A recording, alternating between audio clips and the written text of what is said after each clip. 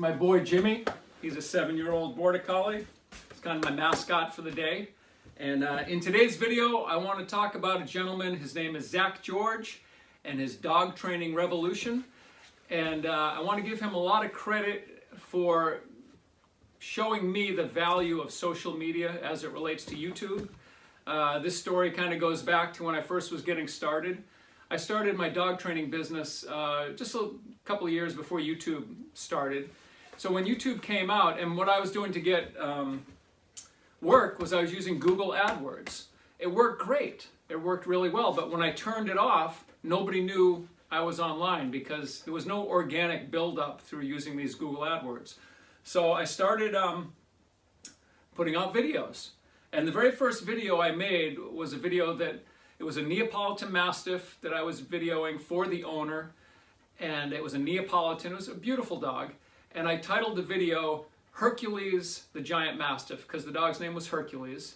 And I didn't realize it at the time, but the Guinness World Record holder for giant dog, the dog's name was Hercules. So like in a week I got 10,000 views on the video.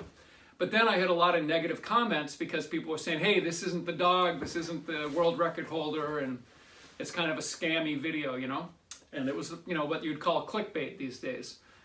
So I, you know, being an introverted, self-conscious kind of guy, I got a little stressed about that, and, you know, I was maybe a little more careful about how I labeled videos, and I tried to be more, you know, I don't know what you'd call it, maybe more honest or more thoughtful about it. But I did a lot of videos on my dog training classes, what we offered, group classes. I did realistically, you know, I did about 110, 120 videos on this YouTube channel.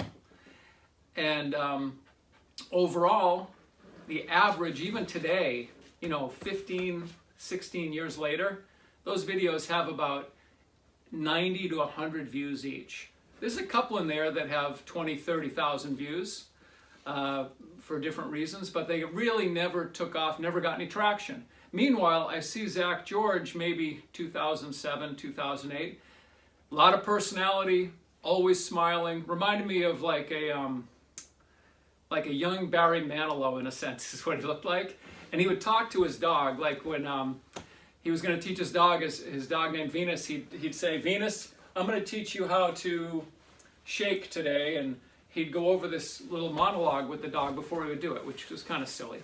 But the point is that he was very engaging. People love to watch him, and now I go check on now that I'm starting to do some videos again, and I'd like to start doing more online courses and things of that nature, I realize the importance of having to do these videos and getting in front of the camera and trying to be authentic, trying to be transparent, not being so stoic.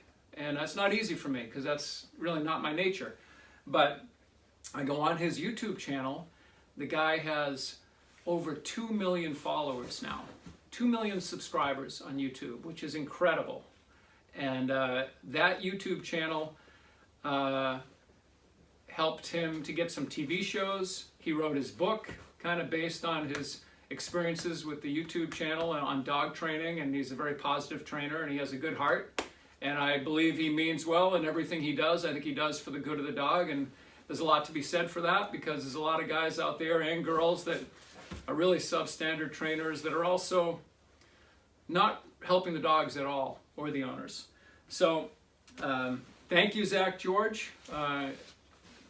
Keep doing what you're doing, and I will try to take a page from your book and be a little more upbeat, smile a little more, be a little more lighthearted, and see if I can get some views on these videos.